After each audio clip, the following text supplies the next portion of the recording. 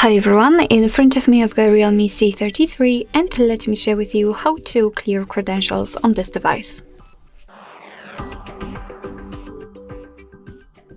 So first of all, let's enter the settings and now let's scroll down in order to find the security.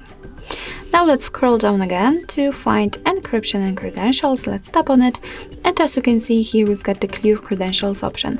So all we have to do is to simply tap and confirm it. And as you can see, we've got the information that the credential storage has been erased successfully. What's more, we cannot tap on this option, which simply means that we removed the certificates.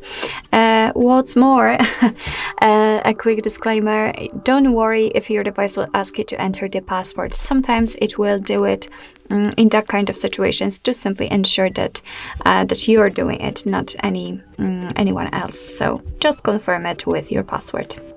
So basically that's all. This is how to clear credentials in your Realme C33. Thank you so much for watching. I hope that this video was helpful, and if it was, please hit the subscribe button and leave the thumbs up.